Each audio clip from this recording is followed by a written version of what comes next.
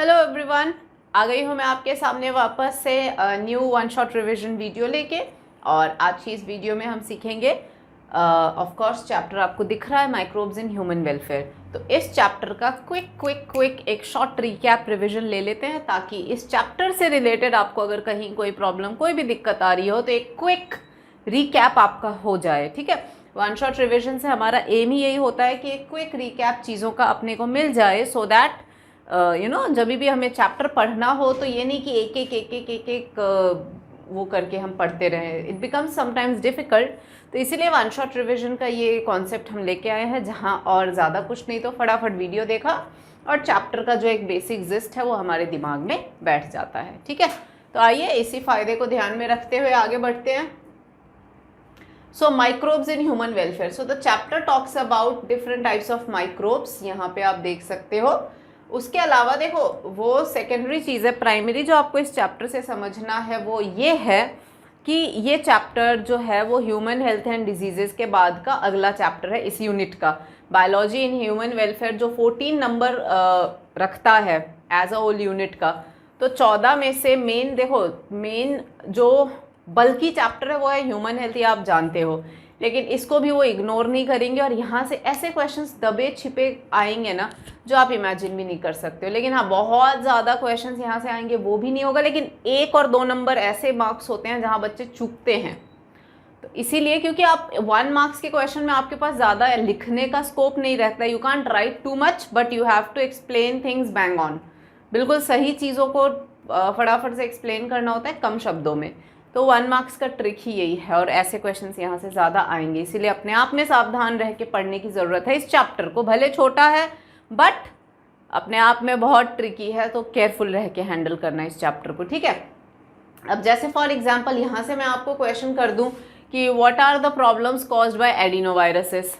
अब आप यहाँ ढूंढते रह जाओ कहाँ है एडिनोवायरस, हालांकि वो ये रहा कि these are the rod shaped viruses जो कि रेस्पिरेटरी डिसऑर्डर कॉज करते हैं और ये आपके एनसीईआरटी में मेंशन्ड है।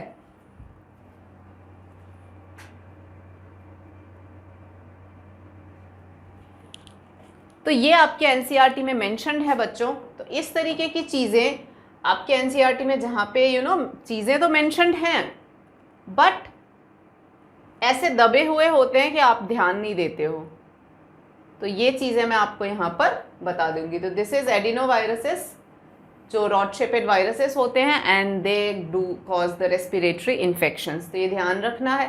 तो इस चैप्टर में हम बेसिकली करने वाले हैं ऐसे माइक्रोब्स की स्टडी जो हमारे लिए यूज़फुल होते हैं। So will be studying the useful microbes. तो हाउस होल्ड में कौन से यूज़फुल हैं, इंडस्ट्रीज़ में कौन से यूज़फुल हैं, सीवेज ट्रीटमेंट में यूज़फुल माइक्रोब्स हो गए, ऐसे कितनी सारी ऐसी चीज़ें हैं जो बिना माइक्रोब के इमेजिन ही नहीं करी जा सकती हैं, है ना। इस तरीके से तो कहाँ नहीं माइक्रोब्स की ज़रूरत है, तो जहाँ जहाँ ज़रूरत है उनके बारे में हम डिटेल में पढ़ेंगे इस चैप्टर में। पहले पेज में आपको ये डिटेल दे रखा है कि कौन सा माइक्रोब क्या करता है, तो वो आप देख लेना। यहाँ रॉड शेपेड बैक्टीरिया दे रखा है, वहाँ पर that's also rod shaped bacteria. Then cocci shaped bacteria, ये बैक्टीरिया फंगल की कॉलोनीज दिखा रखी है, ये बैक्टीरियल कॉलोनीज है, ये फंगल कॉलोनी है। तो आइडेंटिफिकेशन, ये रॉड शेपेड वायरस हो गया, वो दैट इज़ अ बैक्टीरियोफेज। ठीक है, तो इस तरीके से आपको यहाँ डायग्राम्स दे रखे हैं। दिस इज एडिनोवायरसेस और ये rod shaped tobacco mosaic virus हो गया। तो बैक्टीरियोफेज, एडिनोवायरस, टीएमवी, तो ऐसे पहचानने को दे सकते हैं 1 मार्क्स में, है ना, तो ध्यान रखना। आफ्टर दिस पेज आपकी जो मेन थियरी में आ जाते हैं। थियरी में आपके first household microbes in household product बोला है ना। तो lactobacillus and others are commonly called lactic acid bacteria, they grow in milk and convert it to curd. तो लैक्टिक एसिड बैक्टीरिया, जैसे कि आप जानते हो, lactic acid bacteria produce acids that coagulate and partially digest the milk protein. ठीक है, तो ये आपको ध्यान रखना है कि घर के प्रोडक्ट में से डेयरी प्रोडक्ट, मैंने जब आपको चैप्टर पढ़ाया था तब मैंने आपको डेयरी प्रोडक्ट, इंडस्ट्रियल प्रोडक्ट, ऐसे करके सारे प्रोडक्ट का कैटेगराइजेशन बता दिया था। तो यहाँ पर आप देखो लैक्टोबैसिलस डेयरी प्रोडक्ट कर्ड, ठीक है, कर्ड में होता क्या है, कर्ड को ये उसके अंदर का जो केसीन प्रोटीन होता है, curd has which protein, milk has casein protein, तो केसीन को पार्शियली डाइजेस्ट करता है तो मिल्क कोआगुलेट हो जाता है। कौन करता है, लैक्टिक एसिड बैक्टीरिया या लैक्टोबैसिलस, जो प्रोड्यूस करता है लैक्टिक एसिड, और लैक्टिक एसिड की वजह से केसीन ब्रेक डाउन होकर पार्शियली कोआगुलेट होकर कर्ड बना देता है ना। इससे फ़ायदा क्या होता है, इससे फ़ायदा ये होता है कि कर्ड को जो है एक्स्ट्रा न्यूट्रिशन मिलता है in the form of vitamin B12। Also LAB plays important role in, so curd has improved nutrition qualities because vitamin B12 उसमें इनरिच्ड होता है, और ऑल्सो इसके जो लैक्टिक एसिड बैक्टीरिया होते हैं they check other disease causing microbes, तो curd के ये बेनिफिट्स होते हैं। ठीक है, उसी तरीके से 1 बाय 1 हम आगे बढ़ते हैं और जो भी प्रोडक्ट्स हैं हाउस होल्ड के देखते जाते हैं, और कैसे ये प्रोडक्ट्स बिना माइक्रोब के नहीं बन सकते वो आपको देखना है। तो उसके अलावा apart from curd there is dosa, idli, जो सब फर्मेंटेड फूड होते हैं, क्योंकि इसमें आपने देखा होगा ना जो बैटर बनता है, बैटर को थोड़ी देर उसमें सारा जो भी चीज़ है सब डाल के और उसको छोड़ दिया जाता है थोड़ी देर के लिए। तो idli dosa is a fermented food, then the dough which is used for making bread is again fermented, जो bakers yeast, Saccharomyces cerevisiae, जो bakers yeast होते हैं इनकी वजह से ब्रेड के भी डो बनते हैं, ईस्ट पाउडर उसमें डाला जाता है बच्चों। ठीक है, और उसके बाद में number of traditional drink food they are also made by microbes. ठीक है, तो जैसे कि टॉडी एक ट्रेडिशनल ड्रिंक है सदर्न इंडिया में, जो प्लांट के सैप को फर्मेंट करके बनता है, तो जैसे ही फर्मेंट किया उसमें इथेनॉल तो आना ही है, और वो एक ट्रेडिशनल काइंड ऑफ थोड़ा अल्कोहलिक बट ट्रेडिशनल ड्रिंक है। तो डोसा, इडली, ब्रेड का dough, drinks like toddy, all these are fermented and made by various kind of microbes. जैसे कि यहाँ पर तो ये मेनली ईस्ट की बात हो रही है, सैक्रोमाइसिस सेरेवेसी की। ठीक है, तो ये प्रोडक्ट्स बिना माइक्रोब के या बिना ईस्ट के हो ही नहीं सकता। तो आप खुद सोच सकते हैं how much important east becomes, बिना ईस्ट के ये चीज़ें बना ही नहीं पाएंगे आप लोग, है ना। उसके अलावा आगे और देखते हैं एडिशनल जो प्रोडक्ट्स हैं जो माइक्रोब्स हेल्प करते हैं, and they are used to ferment fish, soybean, bamboo shoots, है ना, चीज़ सबसे इम्पोर्टेंट, ये तो फर्मेंट कर दिया सो करा। उसके अलावा चीज़ तो बिना माइक्रोब के हो ही नहीं सकता। अब जैसे उसके लिए आपको स्विस चीज़ आपकी बुक में दे रखा है कि large amount of CO2 is produced by bacterium, propionibacterium shermanii, है ना। और रॉकफोर्ट चीज़ जो है वो स्पेसिफिक टाइप ऑफ फंगस उनके ऊपर ग्रो करते हैं स्पेसिफिक फ्लेवर के लिए, तब जाके रॉकफोर्ट चीज़ बनता है। ठीक है, तो इस तरीके से various types of cheese are produced by various microbes, है ना। स्विस चीज़ का ध्यान रखना, बहुत बार NCERT का ये जो पार्ट है वो बोर्ड में बहुत बार आ चुका है कि स्विस चीज़ के लार्ज होल्स क्यों होते हैं, है ना, रॉकफोर्ट चीज़ के क्यों नहीं होते हैं, इस तरीके से। तो ये पॉइंट्स ध्यान रखना है। एंड मैंने भी यहाँ पे बिल्कुल पॉइंट्स पिकअप किए हैं जो कि आपकी बुक में है। तो वन शॉट क्या होता है, यही तो होता है, फटाफट क्विक पॉइंट्स उठाओ और उनको लर्न करो। ठीक है, तो मैंने वही की पॉइंट्स उठा दिए हैं, तो you just need to learn them properly. ठीक है बच्चों, नेक्स्ट इज इंडस्ट्री पे आते हैं। So in industry microbes are used to synthesize number of product valuable to human being। जैसे घर के तो देख लिया आपने, इडली, डोसा, ब्रेड, टॉडी, चीज़, कर्ड, ये सब बिना माइक्रोब के बन ही नहीं सकता। तो आप सोचो कितने इंपॉर्टेंट हो जाते हैं घर के प्रोडक्ट्स के लिए। मिल्क प्रोडक्ट्स और भी होते हैं, आपने यहाँ पे तो सिर्फ मिल्क का चीज़ और कर्ड आपको दिखाया गया, बट और भी सारे होते हैं प्रोडक्ट्स मिल्क के, जैसे छाछ वगैरह हो गया, तो can't be made without microbes। Then industry में microbes are used to synthesize valuable human being के product, जैसे कि beverages और antibiotic, ये दो चीज़ें हैं जो इंडस्ट्रियल स्केल पे बनता है। माइक्रोब के बिना ये दो चीज़ें नहीं बन सकती। ठीक है, और ये बनते हैं लार्ज वेसल्स कॉल्ड फर्मेंटर्स में। तो फर्मेंटर्स को प्रॉपरली स्टेरलाइज किया जाता है, उसमें रॉ मटेरियल डाल देते हैं, फिर उसमें माइक्रोब डाल देते हैं, फिर छोड़ देते हैं और वो फर्मेंट होता रहता है और अल्कोहलिक बेवरेज बनते रहते हैं। देन उसी हिसाब से ये आपका कंटिन्यूएशन में है, ठीक है। माइक्रोब्स इन इंडस्ट्रियल प्रोडक्ट, तो फर्मेंटेड बेवरेजेस में microbes like yeast are used for the production of beverages, जैसे कि wine, beer, whisky, brandy, rum. ये जो भी बेवरेजेस हैं ये सब बिना माइक्रोब के नहीं बन सकते हैं। एंड सैकरोमाइसिस सेरेवेसिस, जैसे वो बेकर्स ईस्ट है, यहाँ पर इनको ब्रूअर्स ईस्ट भी कहा जाता है, क्योंकि ये चीज़ें भी बिना ईस्ट के नहीं बन सकता। सो अगर ब्रेड बिना ईस्ट के नहीं बन सकता तो वहाँ पे वो बेकर्स ईस्ट था। यहाँ पे ये जो बेवरेजेस हैं ये नहीं बन सकते, तो यहाँ पे ये ब्रूअर्स ईस्ट हो गए। And also they are use for fermenting malted cereal, fruit juices. Ethanol को, मतलब ये जो wine, beer, whisky, brandy, rum है, ये नाम क्यों अलग है? क्योंकि इनका जो ये सोर्सेस है वो अलग अलग होते हैं। जैसे फ्रूट जूसेस है तो वाइन वगैरह फ्रूट जूसेस से बन जाते हैं, है ना।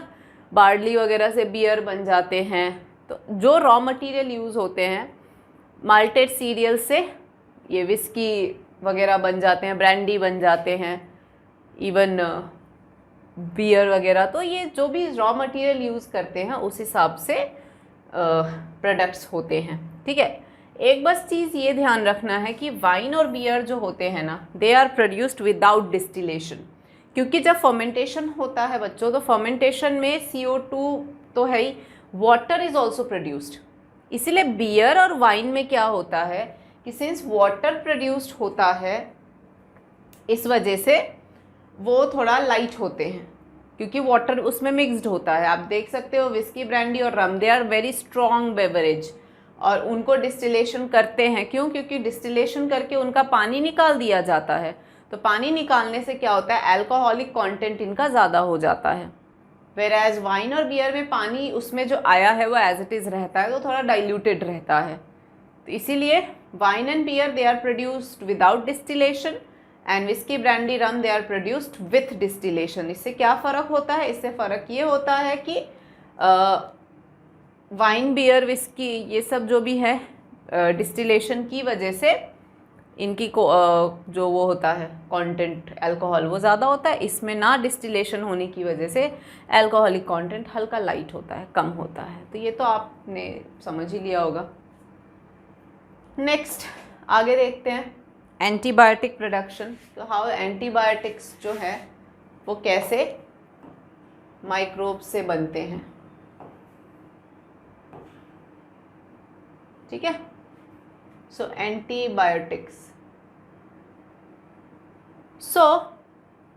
एंटी का मतलब ग्रीक वर्ड है यानी कि अगेंस्ट, और बायो मीन्स लाइफ। तो ये मत सोचना कि हमारे लाइफ के अगेंस्ट है, नहीं। They are against, but they are against the microbial life, जो हमें बीमार करते हैं उनके अगेंस्ट हैं, ठीक है, डिजीज कॉजिंग ऑर्गेनिज्म के अगेंस्ट। और ये काम पहले अलेक्जेंडर फ्लेमिंग ने किया था, स्टेफाइलोकोकाई बैक्टीरिया। मतलब देखो साइंस में जो डिस्कवरीज होती हैं they are mostly chance discoveries, ठीक है।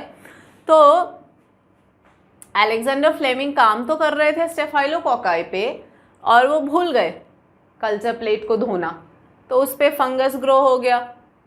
अब फंगस के ग्रो होने से स्टेफाइलोकोकाई का क्या हुआ, फंगस ग्रो होने से स्टेफाइलोकोकाई ग्रो नहीं कर पाया। तो अब अलेक्जेंडर फ्लेमिंग सोचेंगे ना, भाई ये क्या हुआ, फंगस ग्रो हो गया तो स्टेफाइलो तो ग्रो ही नहीं कर रहा। बाद में पता चला कि ये कुछ केमिकल प्रोड्यूस करते हैं जिसकी वजह से बैक्टीरियल ग्रोथ जो है वो नहीं हो पाता है, ठीक है। तो सिंस बैक्टीरियल ग्रोथ नहीं हो पा रहा है, तो फिर बाद में पता चला कि अच्छा ये लोग ऐसे केमिकल प्रोड्यूस करते हैं जिससे बैक्टीरिया मरते हैं, और बाद में ही गॉट टू नो कि इनको एंटीबायोटिक्स कहा जाता है। मतलब एंटीबायोटिक्स प्रोड्यूस करते हैं, बाद में और डिटेल में पता लगा। तो ये चांस डिस्कवरी था, ऐसा सोच के थोड़ी बैठे थे कि हम एंटीबायोटिक बनाएंगे, करने कुछ गए, हो कुछ गया। तो बाद में अर्नेस्ट चेन और हार्वर्ड फ्लोरे इन सब ने इसका फुल पोटेंशियल का वो किया, और later on Fleming, Chain and Florey तीनों को 1945 में नोबेल प्राइज़ दिया गया फॉर दिस ग्रेट डिस्कवरी, क्योंकि अपने आप में बहुत ही बड़ा एक वो था, रेवोल्यूशनरी डिस्कवरी था, ठीक है बच्चों। तो ये नोट करिए आप लोग।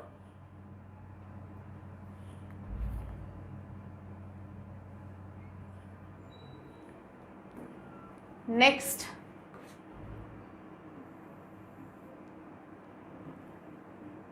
Chemical, enzyme and other bioactive molecule.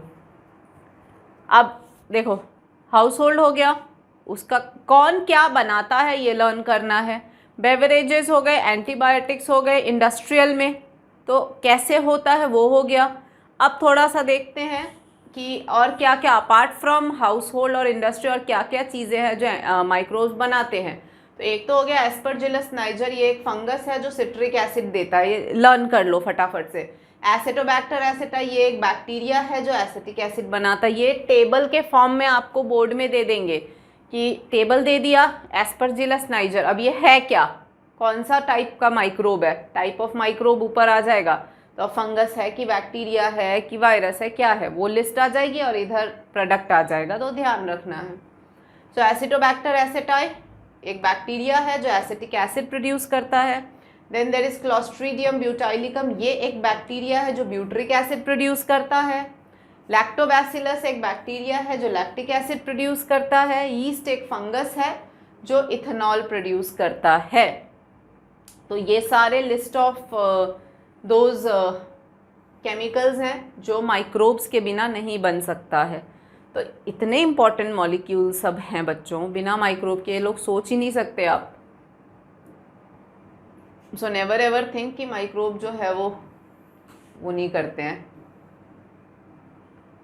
अब देखो एंजाइम्स, जैसे कि लाइपेसेस है, ये डिटर्जेंट फॉर्मुलेशन लाइपेस है, जो ऑयली स्टेन साबुन में जो लाइपेस होता है, सर्फ एक्सेल वगैरह में ये लाइपेसेस के ही तो वैरायटी ऐसे ऐसे एंजाइम्स होते हैं जो स्टेन कटर्स बोलते हैं, तभी तो इतने महंगे आते हैं। तो इनका काम ही यही है कि ये ऑयली स्टेन लॉन्ड्री से हटाने का।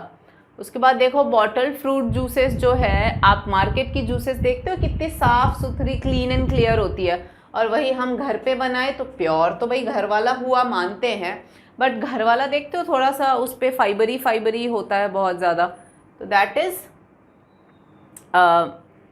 प्रॉब्लमैटिक थोड़ा सा, मतलब नॉट प्रॉब्लमैटिक, मतलब बहुत ज़्यादा फाइबरी होता है, तो पीने में भी रेशे आते रहते हैं, और भाई मार्केट वाला एक सिप में निकाल लेते हैं हम लोग, तो वो बात है। तो क्यों हो रहा है, because of the enzymes pectinases and proteases. वो एंजाइम से उसको ट्रीट करके वो सारा जितनी भी फाइबरी मटेरियल है उसको डाइजेस्ट करवा देते हैं, और घर पे हम ऐसे थोड़ी कर पाते हैं ऐसा। उसके अलावा दूसरा एंजाइम है स्ट्रेप्टोकाइनेस।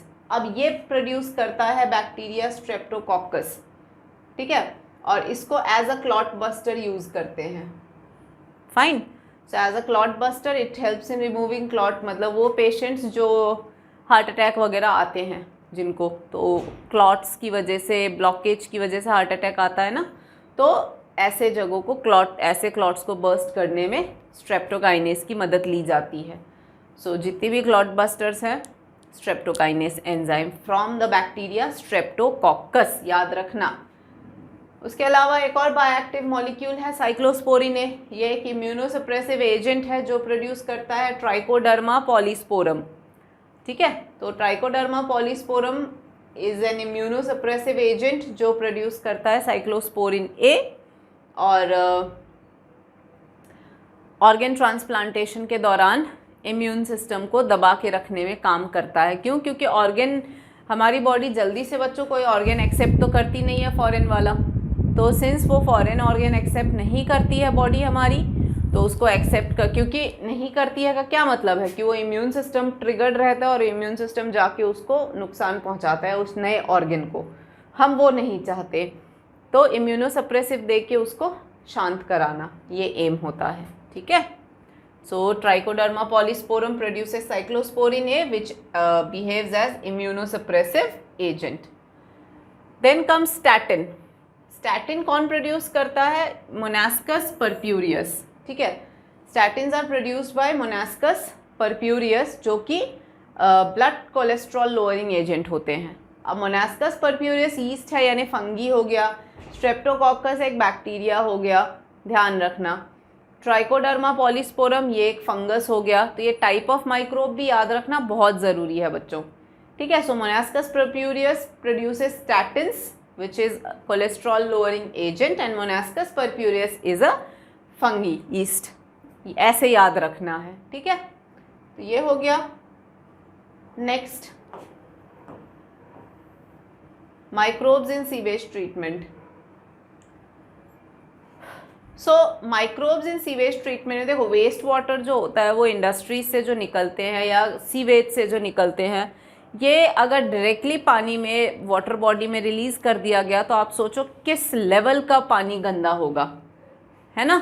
तो उनको वाटर बॉडी में रिलीज़ करने से पहले ऐसे सीवेज को ट्रीट करना पड़ता है ताकि वो एक तो लेस पैथोजेनिक होगा, क्योंकि ऐसे डायरेक्ट रिलीज़ करोगे तो भयंकर बीमारियां फैलेंगी।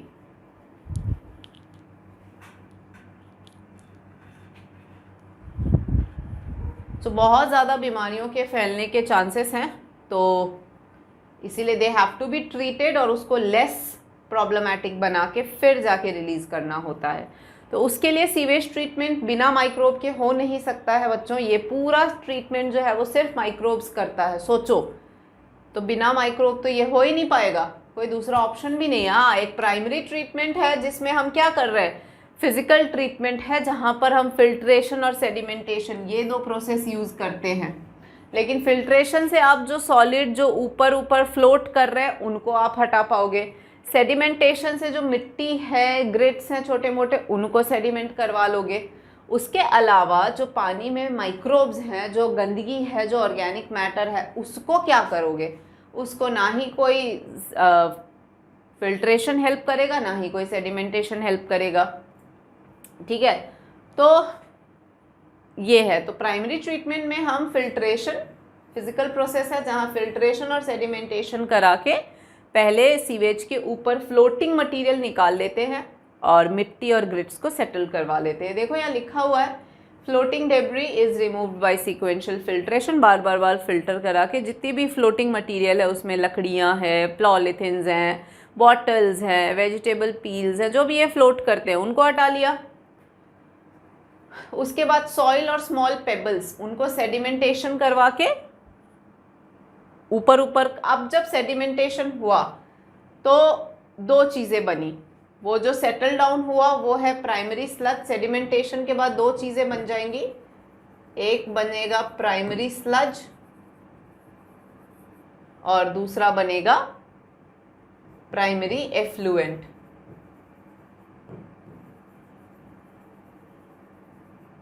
ठीक है, एफ्लुएंट वो जो पानी निकल जाता है ऊपर ऊपर में। सेडिमेंटेशन होगा जैसे कि ये रेड कलर वाला पानी हुआ, ठीक है, टेक्निकली होता नहीं है, और ये पिंक कलर वाले ये मिट्टी और ग्रिट है मान लो। तो ये जो है ये तो कहलाया प्राइमरी स्लज ये, और ऊपर ऊपर जो है वो प्राइमरी एफ्लुएंट। तो एफ्लुएंट को आगे फर्दर ट्रीटमेंट के लिए भेज दिया जाता है और primary settling tank is taken for. तो effluent from primary settling tank, ये जो टैंक था उसको प्राइमरी सेटलिंग टैंक कहा गया, और एफ्लुएंट को अब फर्दर आगे सेकेंडरी ट्रीटमेंट के लिए भेज दिया जाता है। ठीक है बच्चों, तो primary treatment primary settling tank में ये दो प्रोसेसेस से हो गई। अब हम चलते हैं सेकेंडरी ट्रीटमेंट।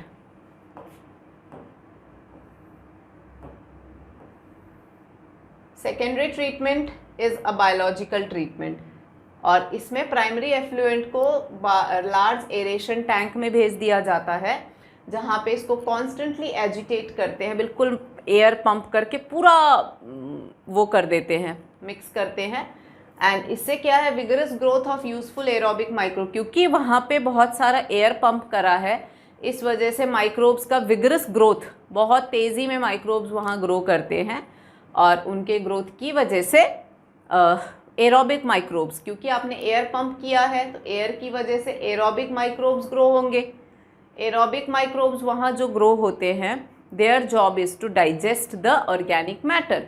तो जो एरोबिक माइक्रोब्स जो ग्रो होंगे ये फ्लॉक्स कहलाते हैं। They are the masses of bacteria associated with fungal filament. तो ये मैश लाइक स्ट्रक्चर फॉर्म करते हैं।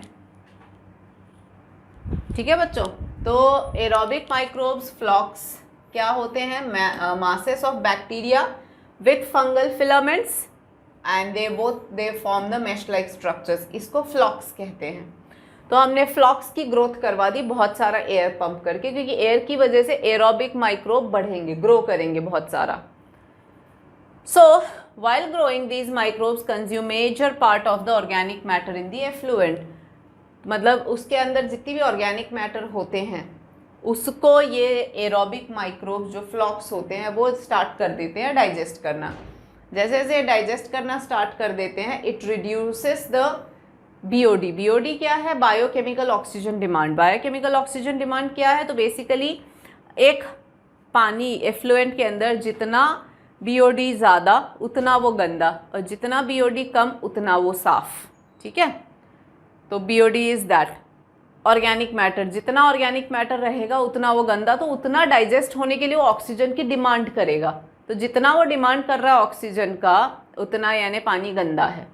तो ये जो एरोबिक माइक्रोब है ये इस ऑर्गेनिक मैटर को रिड्यूस करेंगे ताकि बीओडी जो है वो रिड्यूस हो जाए। तो जितना बीओडी रिड्यूस होगा पानी उतना ही साफ माना जाएगा। ठीक है, तो सेकेंडरी ट्रीटमेंट का काम यही था कि ये जो बीओडी है उसको ज़्यादा से ज़्यादा हम रिड्यूस कराएं। ठीक है, so amount of oxygen that would be consumed if all organic matter in 1 litre of water were oxidised by bacteria. ठीक है, 1 लीटर पानी में जितना ऑर्गेनिक मैटर है वो सारा अगर कंज्यूम कर जाता है bacteria, that is your BOD. तो बेसिकली आप तो यूँ समझो भाई ऑर्गेनिक मैटर जितना रहेगा पानी में उतना वो डिमांड करेगा ऑक्सीजन का, और उतना ही यानी कि वो गंदा है। So the sewage water is treated till the BOD is reduce. तो मेन अभी सेकेंडरी ट्रीटमेंट का काम है कि वो जो फ्लॉक्स हमने ग्रो करवाए हैं वो जितना ज़्यादा वो ग्रो करेंगे उतने वो ऑर्गेनिक मैटर को डाइजेस्ट कर देंगे और बीओडी लेवल बिल्कुल नीचे ले आएंगे। ठीक है, तो BOD test measures rate of uptake of oxygen by microbe in a sample of water, है ना, कि माइक्रोब्स एक सैंपल ऑफ वाटर में कितना ऑक्सीजन ले रहे हैं माइक्रोब, तो जितना वो डिमांड करेंगे ले रहे हैं उतना पानी गंदा। तो इसीलिए हमारा एम ये है कि हम बीओडी को नीचे से नीचे लाएं। So greater the BOD of waste water more is it polluting potential. तो हमारा काम है बीओडी को नीचे लाने, यानी ये जो ऑर्गेनिजम्स हैं, ये ऑर्गेनिक मैटर जो पानी में बैठे हैं और ऑक्सीजन की खूब डिमांड कर रहे हैं, इनको नीचे लाना है। कैसे? तो by treating them with the flocs. ठीक है, तो बीओडी पूरा एम क्या है? बीओडी को नीचे लाना है। ठीक है, अब बीओडी जब नीचे आ गया तो आगे हम क्या करेंगे? Once the BOD is lowered, तो नेक्स्ट स्टेप क्या होगा? Effluent is passed on to settling tank. पहला वाला टैंक क्या था? पहला वाला टैंक था the first tank was primary settling tank.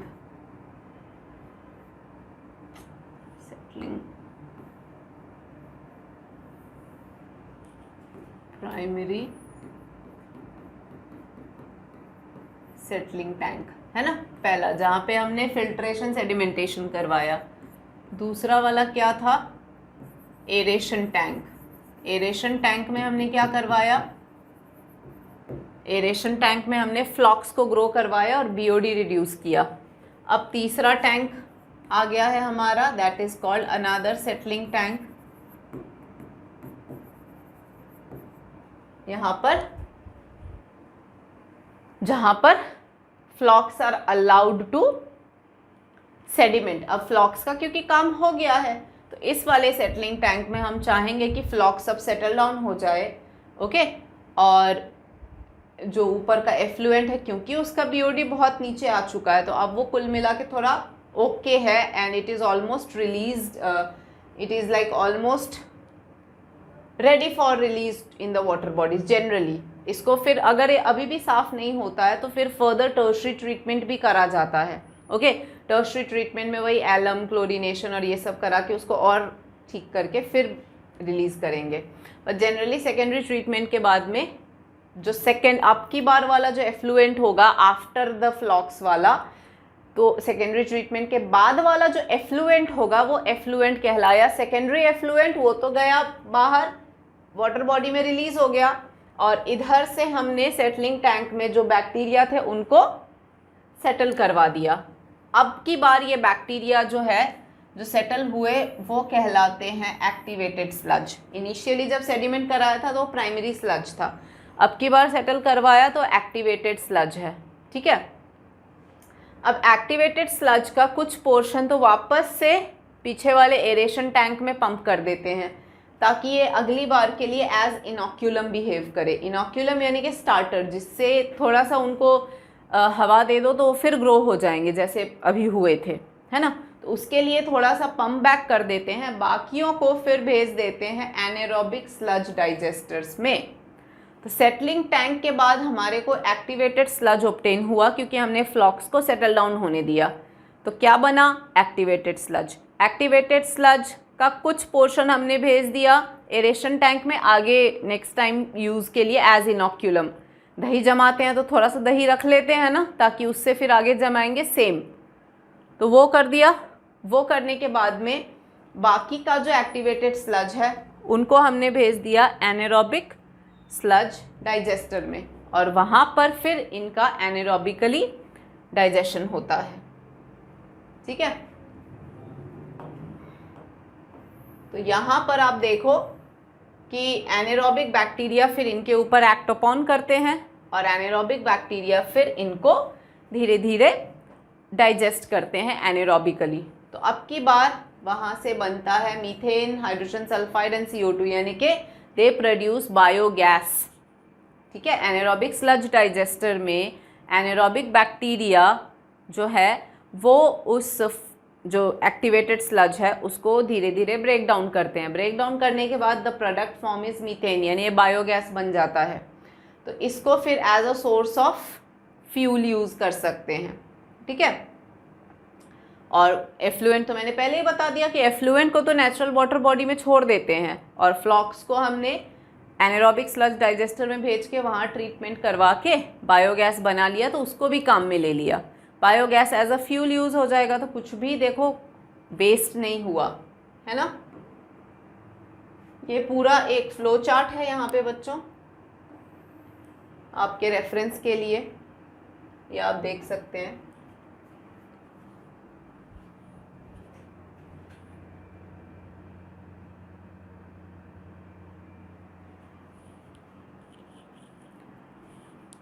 तो यहाँ मेन चीज़ें देखो, प्राइमरी ट्रीटमेंट हो गया जहाँ पे स्क्रीन और ये प्राइमरी एफ्लुएंट, ये प्राइमरी देख रहे हो फिल्ट्रेशन और ये सब लगा, प्राइमरी क्लैरिफायर, ग्रिट चेम्बर।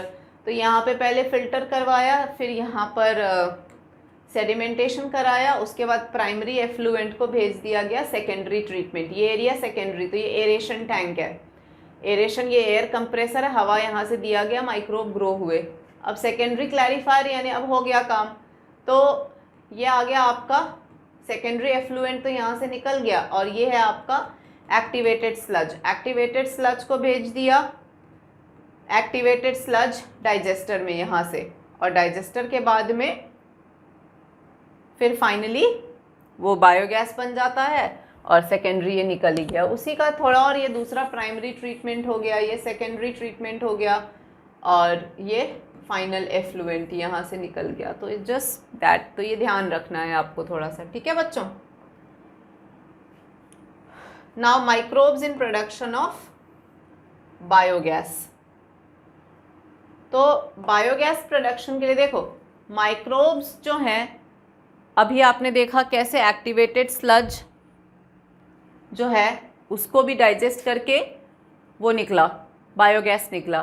तो अगर हम प्रॉपरली माइक्रोब्स को यूज़ करें तो they will give us a very clean fuel. Biogas is a very clean fuel. उसका दूसरा तरीका है, एक तो वो तरीका सीवेज से आ गया, दूसरा तरीका है कि वो जो काउडंग होता है, काउडंग से भी आराम से बायोगैस बन सकता है। तो कैसे होता है, सर्टन बैक्टीरिया जो सेलुलोसिक मटेरियल पे ग्रो होते हैं एनारोबिकली, रिमेंबर एनारोबिकली, उनको मिथेनोजेन कहा जाता है, या methanobacterium is a common methanogen. मतलब give an example of methanogen, the answer will be methanobacterium, है ना। तो ये रहते हैं र्यूमेन ऑफ कैटल में। ये मिथेनोजेंस जो हैं वो कैटल्स के र्यूमेन में रहते हैं, स्टमक में, और वहाँ रह के सेलुलोज को डाइजेस्ट करते हैं। ठीक है, तो दे आर मीथेन जनरेटर्स। तो bacteria anaerobic sludge during sewage treatment and they are present in rumen of stomach. तो सेलुलोसिक मटेरियल जो कैटल के फूड में तो घास ही होता है, तो सेलुलोज तो बहुत होता है, तो they help in breakdown of cellulose and ultimately जो उससे गोबर निकलता है, काउडंग, तो उसको जब कॉमनली गोबर कहते हैं तो उसमें बहुत सारे बैक्टीरिया ये होते हैं। तो जब काउडंग को ब्रेक किया जाता है देन गोबर gas this is produced, biogas is produced. ठीक है, तो यहाँ पे दिया हुआ है डायग्राम बहुत अच्छा वाला, you can check it out. देखो यहाँ मिक्सिंग टैंक है, काउडंग प्लस वाटर मिक्स किया, ठीक है, और उसको भेज दिया ये डाइजेस्टर में। अब डाइजेस्टर में यहाँ एनारोबिक बैक्टीरिया इसको डाइजेस्ट करेंगे, डाइजेस्ट करके जो भी गैस निकलेगा वो यहाँ आएगा, और यहाँ आने के बाद में मतलब गैस जो भी निकलेगा वो गैस होल्डर, और यहाँ ये वॉल्व लगा हुआ होता है, जैसे ही यहाँ से वो गैसेस निकलेंगे, देखो स्टोव है ये जल मतलब ऑब्वियसली कनेक्टेड होगा तो जलेगा, है ना। और जो यहाँ से भी जो अगर मान लो रह जाता है, बच जाता है काउडंग, उसको फिर एज मैन्योर्स यूज़ कर लेते हैं, तो नथिंग इज़ वेस्टेड। और बहुत ऑर्गेनिक सा वो है, तरीका है, और everything is used and clean fuel भी प्रोड्यूस हो रहा है, तो फ्यूल की भी प्रॉब्लम सॉल्व हो रही है, और मैन्योर वगैरह भी यूज़ हो रहा है ना। यहाँ पर भी इसी को थोड़ा आपकी बुक में ये वाला दिया हुआ है, कैसे यहाँ स्लरी बोलते हैं, स्लरी को यहाँ से यहाँ डाला, यहाँ डाइजेस्ट हुआ, फिर ये गैस यहाँ पर पहुँचा, फिर ये आउटलेट से निकल गया। ठीक है, और ये आउटलेट पाइप है, बचा खुचा जो है वो यहाँ ले लेते हैं, और लेने के बाद में एज मैन्योर फिर यूज़ कर लेते हैं। So this is how biogas is produced. Next, microbes as bio control agents. देखो माइक्रोब्स का we've studied so many things, अभी जो भी पढ़ते आ रहे हैं, तो मैंने जिस्ट भी बताया आपको, माइक्रोब हाउस होल्ड प्रोडक्ट में हो गए, माइक्रोब इंडस्ट्रीज़ में हो गए, many enzymes, bio active molecules, chemicals, सब माइक्रोब्स दे रहे हैं, है ना। उसके अलावा फिर हमने देखा कैसे माइक्रोब सीवेज ट्रीटमेंट में भी काम में आते हैं, बिना उनके तो सीवेज ट्रीटमेंट नहीं हो पा रहा है, बायोगैस प्रोडक्शन। और अब हमारा फाइनल, इस चैप्टर का फाइनल जो टॉपिक है वो है microbes as bio control agent. तो यहाँ पे एक तो बहुत इंपॉर्टेंट, यहाँ तो खैर डायरेक्टली मैंने उन पॉइंट्स को उठाया है जहाँ पे वो माइक्रोब्स जो दिए हुए हैं बुक में, लेकिन यहाँ पे थोड़ा सा बहुत इंपॉर्टेंटली आपकी एनसीईआरटी में थोड़ा सुनना ध्यान से मेंशन्ड है कि कैसे माइक्रोब्स जो हैं, ऑर्गेनिक फार्मिंग कितना इम्पॉर्टेंट है from the traditional method of fertiliser and pesticide वाला फार्मिंग, उससे ऑर्गेनिक फार्मिंग कितना अच्छा है और कितना होलिस्टिक अप्रोच माना जाता है। क्यों? क्योंकि अर्लियर वाले में जब हम इंसेक्टिसाइड और पेस्टिसाइड स्प्रे करते हैं तो यूज़फुल माइक्रोब्स की भी डेथ हो जाती है सॉइल में। जब इंसेक्टिसाइड पेस्टिसाइड करते हैं स्प्रे, तो वो पेस्टिसाइड को थोड़े पता है कि हमें इस पेस्ट को मारना है और इसको नहीं मारना है, वो तो मारेगा तो सारे वो उसको मारेगा, तो यूज़फुल माइक्रोब्स की भी डेथ हो जाती है। ये सबसे बड़ी प्रॉब्लम है। और फिर फर्टिलाइज़र्स वगैरह ज़्यादा स्प्रे करो तो वो फिर बह के उधर चले जाते हैं पानी में, और पानी में जब वो जाते हैं तो वहाँ जाके न्यूट्रिएंट एनरिचमेंट करवा देते हैं, और जो अनवांटेड एल्गी हैं वो पूरा ग्रो हो जाते हैं पूरे time. So this is how problems are created because of fertilisers, है ना।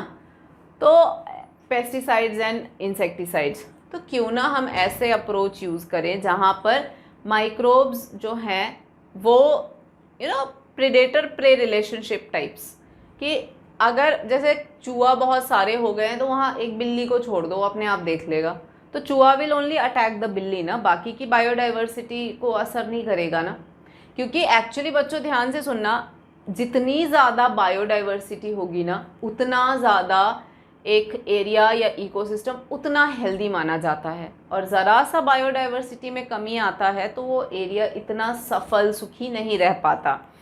तो हम ये मतलब ऑर्गेनिक, यहाँ पे माइक्रोब्स ने बहुत क्लियरली मेंशन किया हुआ है कि ऑर्गेनिक फार्मिंग या ये वाला microbes as bio control agents, इनका मेन एम ये है कि हम पेस्ट को भी पूरी तरीके से ना मिटाएं, कंप्लीटली इरेडिकेट ना करें, हम उनको बस चेक करें इतना कि वो हमारे क्रॉप्स को नुकसान ना पहुंचाए। तो we have to bring them down to that level, that's it. उनको एक मैनेजेबल लेवल्स पे लाना है ताकि वो मैनेज हो जाए, बहुत सारा वो ना करें, डिस्ट्रक्शन ना करें, क्योंकि कंप्लीट मिटा देना उसमें ये microbes as bio control agent, तो ये ऑर्गेनिक फार्मिंग वाला जो कॉन्सेप्ट है ना, they don't believe in complete eradication of microbes. ये बहुत इंपॉर्टेंट है, ध्यान रखना। वो बस चाहते हैं कि पेस्ट माइक्रोब्स इस लेवल पे रहे कि मैनेजेबल रहें, नुकसान ना हो बस, but they don't believe in complete removal. ठीक है, तो इसीलिए अप्रोच ऐसा कि जो टारगेट है उसी को टारगेट करो और बाकियों को टच ना करो। और टारगेट भी होगा तो क्या वो सारों को थोड़ी ना खा पाएगा। आप चूहा बहुत सारे हैं तो बिल्ली रख भी दोगे तो भी बिल्ली ऐसा थोड़ी है कि कंप्लीट चूहों को उड़ा देगी, कुछ ना कुछ तो छोड़ेगी ना, ऐसा होता है ना। तो वो वाली बात है। तो उस अप्रोच के साथ में हम यहाँ देखेंगे, जैसे microbes as bio control agent में लेडी ब्लैक एंड ये फेमिलियर बीटल जो है, ladybird and dragonflies, they are useful to get rid of aphids and mosquitoes. तो ये अपने आप में एक प्रॉब्लमेटिक क्रीचर्स हैं, तो इनसे हमें छुटकारा पाना है। तो पेस्टिसाइड स्प्रे करोगे तो सब मर जाएंगे, इसीलिए लेडी बर्ड और ड्रैगन फ्लाइज को यूज़ करो, ये इन पे फीड करते हैं। ओके, उसके अलावा बैसिलस thuringiensis, ये तो बहुत इंपॉर्टेंट है, बीटी कॉटन वाला। इसको मैंने आपको सिखाया हुआ है, वैसे तो पढ़ाया था जब बताया था मैंने आपको कि बैसिलस thuringiensis एक्चुअली इसके अंदर बैसिलस thuringiensis ये बैक्टीरिया जो है, इसके अंदर टॉक्सिन जीन होता है। ठीक है, और ये टॉक्सिन जीन बैक्टीरिया के अंदर एक्टिवेटेड नहीं रहता है, इनएक्टिव फॉर्म में रहता है ना। टॉक्सिन जीन रिमेन्स इनएक्टिव इन बैक्टीरिया। बैक्टीरिया में क्या रहता है? इनएक्टिव रहता है। लेकिन जैसे ही ये बैक्टीरिया की इस जीन को अगर कोई कैटरपिलर वगैरह खाता है, ठीक है, बटरफ्लाइज कैटरपिलर्स अगर खाते हैं, तो फिर toxin gets activated due to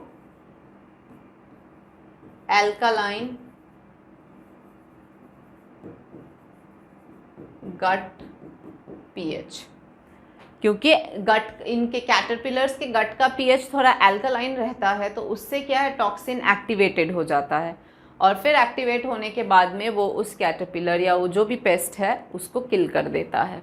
bacillus को खुद को नहीं प्रॉब्लम होता क्योंकि उसमें तो इनएक्टिव फॉर्म में रहता है, वह एक्टिवेट एल्कालाइन पीएच की वजह से होता है इनके कैटरपिलर या पेस्ट के स्टमक में जाके। तो ऐसे बहुत सारे प्लांट्स हैं जो बीटी प्लांट्स कहलाते हैं, जिनमें ये टॉक्सिन जीन उन प्लांट्स में डाल दिया गया है। तो जब भी अब वो पेस्ट उन प्लांट को खाने जाते हैं तो they get that gene inside और फिर उसमें वो एक्टिवेट होके उस पेस्ट को मार देते हैं।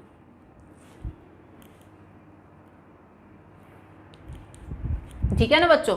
तो इस तरीके से दे डू इट फाइन। तो this is how the BT cotton plays its role in bio control. उसके अलावा ट्राइकोडर्मा करके जो फंगस है, ये रूट इकोसिस्टम में रहते हैं बहुत प्लांट्स के और उनको पैथोजन से बचाते हैं। After that there is baculoviruses, nucleopolyhedroviruses. ये एक्सीलेंट एजेंट होते हैं for species specific narrow spectrum. अपना एम ही नैरो स्पेक्ट्रम है। नैरो स्पेक्ट्रम यानी कि they don't want to kill so many microbes, है ना। ये सिर्फ जो पेस्ट है सिर्फ उसी को मारेगा, बाकियों को टच नहीं करेगा। इसीलिए न्यूक्लियोपॉलीहेड्रोवायरस जो जीनस होता है जिसके अंदर बैक्यूलोवायरसेस फॉल करते हैं, ये पैथोजन को अटैक करते हैं इंसेक्ट्स या आर्थ्रोपोड्स को अटैक करते हैं और उसी में उन्हीं को ही किल करते हैं, अदर्स को कुछ नहीं करते हैं। और इसीलिए ये नैरो स्पेक्ट्रम है, कोई दूसरा एनवायरनमेंट पे कोई इम्पैक्ट नहीं है, दूसरे प्लांट दूसरे ऑर्गेनिज्म पे कोई इम्पैक्ट नहीं आता है, इसीलिए they are considered as really great bio control agent. और इंटीग्रेटेड पेस्ट मैनेजमेंट प्रोग्राम में भी इनको बहुत ज़्यादा लिया जाता है। ठीक है, उसके अलावा जो हमारे नाइट्रोजन फिक्सेशन वाले माइक्रोब्स हैं, आपको याद होगा microbes they help in nitrogen fixation. इसमें आ गए आपके साइनोबैक्टीरिया, ब्लू ग्रीन एल्गी जो हो गए।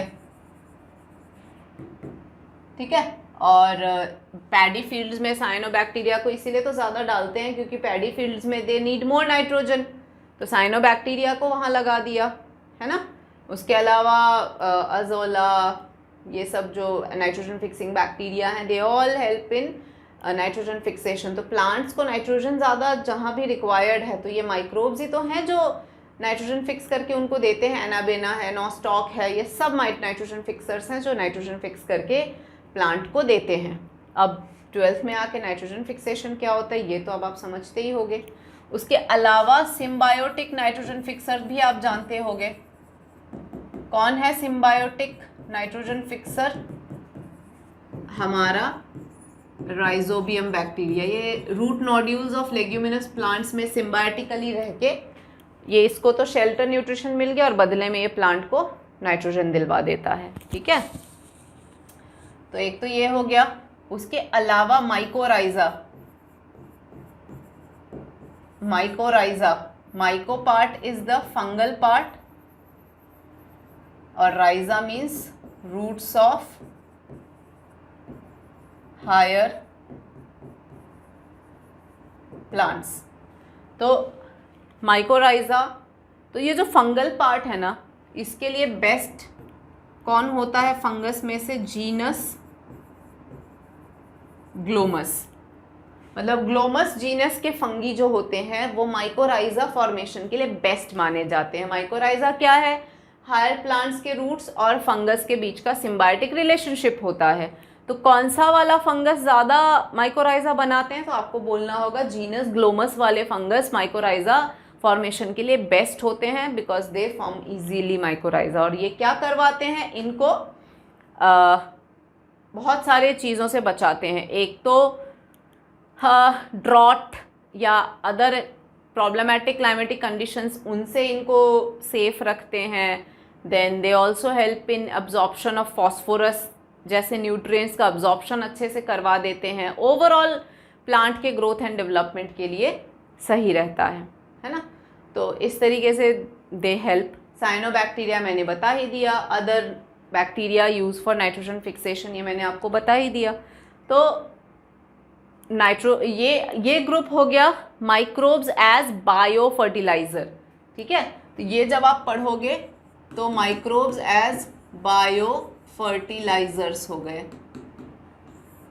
ठीक है, तो माइक्रोब जो बायो फर्टिलाइजर के तौर पे काम करते हैं, तो फर्टिलाइजर ही हो गए ना, नाइट्रोजन वगैरह यहाँ पे दे रहे हैं प्लांट्स को और अलग अलग न्यूट्रिएंट्स दे रहे हैं। तो इस तरीके से बच्चों आपके माइक्रोब्स का जो चैप्टर है वो आपको ऐसे ध्यान रखना है, starting from the household product, then industrial product, then chemical enzyme bioactive molecule. फिर देखो आप सोचो पूरा सीवेज बिना माइक्रोब्स के नहीं हो सकता है ट्रीट, है ना।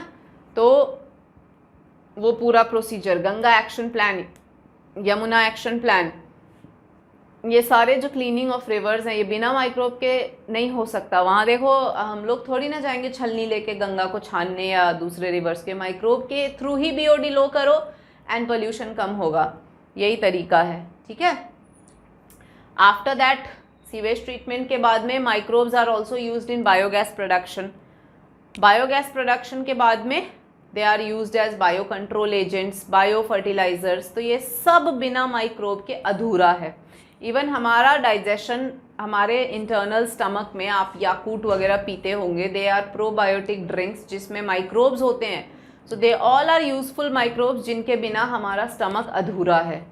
डाइजेशन पॉसिबल ही नहीं होगा अगर ये लोग ये माइक्रोब नहीं रहेंगे। तो there are many ample of examples जो बताता है कि कितने इम्पॉर्टेंट होते हैं माइक्रोब्स। तो there are of course group of good microbes and there are group of bad microbes. Bad वाले हमें बीमार करते हैं, जिनके बारे में आप पढ़ चुके हो ह्यूमन हेल्थ एंड डिजीजेज में। अच्छे वाले जो हैं वो इस वाले चैप्टर में है।